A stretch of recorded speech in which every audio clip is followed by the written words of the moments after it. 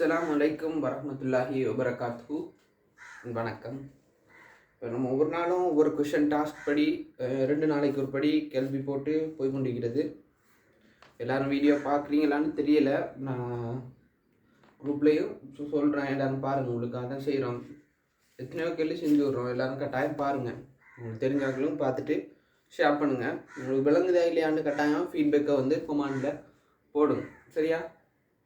நீங்கள் தர சப்போர்ட் தான் உங்களுக்கு இன்னும் செய்கிறதுக்கு ஊக்குவிக்கும். சரி தானே? நம்ம இப்போ கேள்வியை பார்ப்போம். ஓகே தானே? இப்போ பார்க்குறது வந்து 2010 பார்ட் 2ல் ஃபர்ஸ்ட் கேள்வி. சரி தானே? ஒருவர் தன்னிடம் உள்ள ஒரு வீட்டை மாதம் ரூபா 4000 வீதம் வாடகைக்கு கொடுக்கின்றார். அதிலிருந்து ஓர் ஆண்டில் அவருக்கு கிடைக்கும் பணத்தில் அவர் 4000 ரூபாய்க்கு வாடகை கொடுத்து அவர் ஒரு வருஷத்துக்கு கிடைக்கிற பணம் என்னது 4012 மாதத்தில் அவருக்கு கிடைக்கிறது தான் வர வாடகை ஆகும். ஓகே தானே? பணத்தில் 20 வீதமானது வீட்டை பராமரிப்பதற்கும் ரூபா 1200 ஆண்டு மதிப்பு வரைக்கும் செலவிடப்படுகின்றன. தானே? இப்போ கேள்வியை பார்ப்போம். கேள்வியில் சொல்கிறான், வாடகையாக ஒரு ஆண்டில் கிடைக்கும் மொத்த பணம் யாது? ஓகே தானே? வாடகையாக ஆண்டில் கிடைக்கும் மொத்த பணம் யாது? 2010 பார்ட் 2 ஃபர்ஸ்ட் क्वेश्चन. சரி தானே?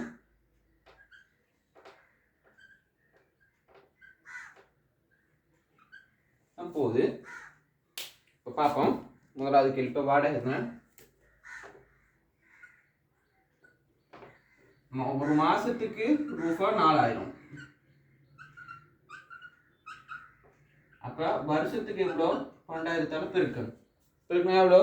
ரூபா 48,000.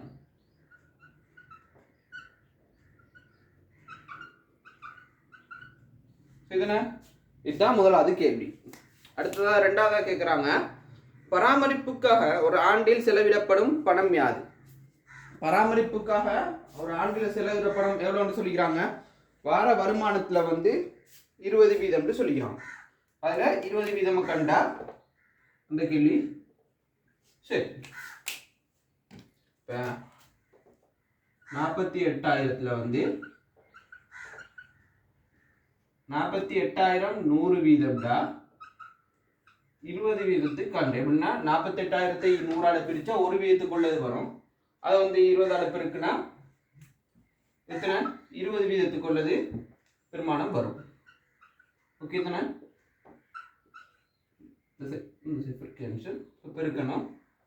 பெருக்கணும் வந்து இந்த 2 சைஃபரை போடுறேன்.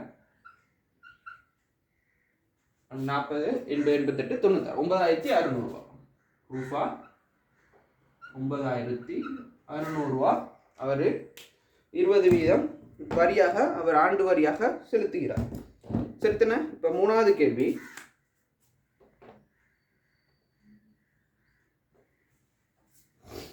கேட்டிக்கு ஆண்டின் இறுதியில் அவர் எஞ்சி இருக்கும் பணம் யாது? அப்படின்னா இப்போ வந்து வர வாடகையாக கிடைக்கிற பணம் இது. இப்போ அவருக்கு என்ன செலவுலாம் போகுது? ஒன்று வந்து பராமரிப்பு செலவு, அப்புறம் ஆண்டு வரி செலுத்துறாரு.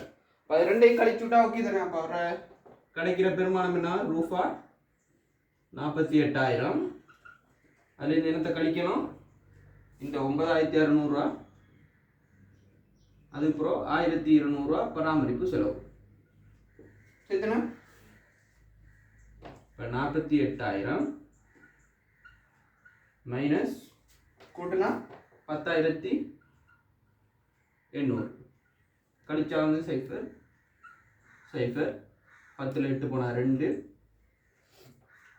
சரிதானே? அப்புறம் எல்லாரும் விளங்குது தானே? எப்படி செய்யறேன் பிரச்சனையிலேயே. அப்புறம் கழிச்சு விட்டா 7 37. சரிதானே? 37,200. சரி. இப்போ இதுதான் ஏ பார்ட். இவ்வளோதான் ஏ பார்ட்டுக்குள்ள வருது. ஏக்குள்ள இவ்வளோ கீழே தான் வந்து. சரிதானே? இப்போ நம்ம பி பார்ட்டை பார்ப்போம். பி பாட்டில் சொல்கிறாங்க வந்து ஒரு கம்பெனியின் இந்த நிறைய பேர் கேள்வி விளங்கலன்னு சொல்லியிருந்தீங்க, கொஞ்சம் நல்லா கவனிங்க. ஒரு கம்பெனியின் பங்குட விலை வந்து ரூபா 10 ரூபா தான். அந்த கம்பெனியில அந்த பங்குட விலை வந்து ரூபா 10 ரூபா, சரியா? அதை ஒரு ஆள் ரூபா 16 வீதம் கொள்வனவு செய்வதற்கு 37,200 ரூபாயை இட்டுள்ள ஒருவருக்கு அதிலிருந்து ரூபா 4,650 ரூபா ஆண்டு வருமானமாக கிடைக்குமெனின் அக்கம்பெனி கொடுத்த ஆண்டு பங்கு லாபத்தை காண. இந்த தெளிவாக விளங்க வேண்டியது என்னென்னா வந்து கம்பெனியில் ஒரு பங்கு வந்து அது 10 ரூபா தான். அவர் வந்து பங்குட விலை வந்து ரூபா 10 ரூபா. ஆனால் வந்து அவர் வந்து 37,250 ரூபாய்க்கு தான் பங்கு, அந்த 37,250 ரூபாய்க்கு ரூபா 16 ரூபா வீதம் தான் அவர் ஒவ்வொரு பங்குகளை கொள்ளளவு செய்கிறார். விளைஞ்சா 37,250 ரூபா அவர் கொடுத்து வாங்குற மொத்த சொல்லி அவர் எவ்வளோக்கு வாங்குறாரு? 16 ரூபாய்க்கு வாங்குறாரு. இப்போ 37,250 16ஆல் பிரித்தா என்ன வரும்? அவர் வந்து எத்தனை பங்குகள் வாங்கிக்கிறான்னு கண்டுபிடிக்கலாம். விளையிட்டன. இப்போ 37,250 ரூபாய்க்கு 16ஆல் பிரித்தா வரை பங்குகள் எண்ணிக்கை. இப்போ பங்குகளை வந்து இப்போ 10 ரூபாயில பெருக்குனா அப்போ அந்த உண்மையான அந்த எப்படி சொல்கிறது மாத்திரை பெருமானம்னு சொல்லுவாங்க. அந்த மாத்திரை பெருமானம்டா உண்மையான பெருமானத்தை அந்த கம்பெனியில் அவங்க கொள்ளணும் செஞ்ச விலை. அப்போ அந்த 10 ரூபாயில் அதை பெருக்கும்போது பங்குகளோட எண்ணிக்கையை அந்த விலை வரும். அப்போ அந்த விலையோட அவங்க எவ்வளோ இது தந்திக்கிறேன்னு சொல்லிக்கிறாங்க. அதிலிருந்து ரூபா 4,650 வீதம் 50 ரூபா வந்து ஆண்டு வருமானமாக கிடைக்குதுங்க. சரித்தானே? 4,650 ரூபா வந்து ஆண்டு வருமானமாக கிடைக்குது. அப்போ வந்து அதை நம்ம மாத்திரை பெருமானத்தை கண்டு எவ்வளோ கிடைக்குதோ அதை போட்டு நம்ம 100க்கு 100 வீதத்துக்கு போட்டால் சரி. இதில் கேள்வியில் சின்ன பிள்ளை ஒன்று பங்கு லாபத்தை காண்கிற, பங்கு லாபம் வாங்கலை தண்ணினாங்க, பங்கு லாப வீதத்தை காண்கன்னு வரணும். அதுதான் ஒரு மிஸ்டேக். இப்போ நான் சொல்கிறத திருப்பி செஞ்சு காட்டுறேன் பாருங்க. பங்குட விலை எவ்வளோ சொல்லிக்கிறாங்க? 37,250 ரூபான்னு சொன்ன. சாரி, 37,200 ரூபா.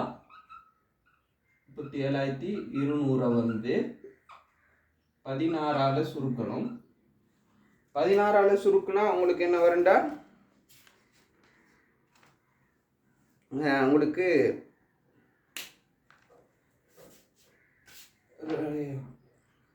2,325 பங்குகள் வரும்.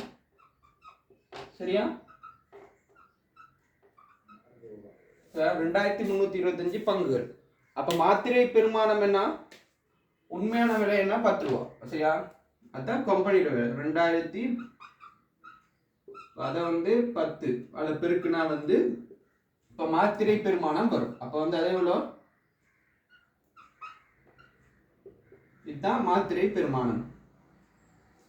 இது 2010 தானே. சில வேர்டு வந்து கேள்வி ஓல்ட் சிலபஸ் இல்லை, சில வேர்ட் வந்து ஓல்ட் சிலபஸுக்குள்ள வேர்டுகளாக இல்லைங்கச்சா. இப்போ பார்ப்போம். இப்போ இந்த பெருமானத்தை கண்டுபிடிச்சிட்டோம்.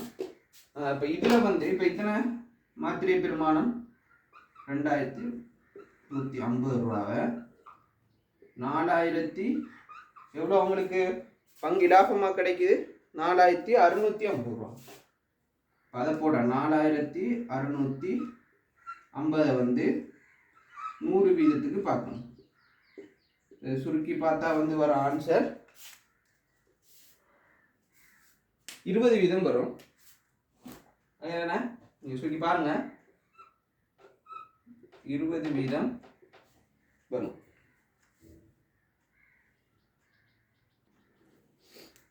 இந்த பாருங்க, இந்த 10 போடுறேன். 20 வீதம் எப்படின்னா சொல்கிறேன். இந்த பாருங்க, இங்கே இந்த 10 போட்டால் இதுக்குள்ள இதால் சுருக்குனா வந்து இது மொத்தமாக அந்த இது வரைக்கும் சுருக்குனா 2னா இந்த 20 வீதம் பாருங்கள். இது வந்து இதுக்குள்ள 2 மடங்கு ஆகுது. அப்போ 20 வீதம் விளங்கின்னு நினைக்கிறேன்.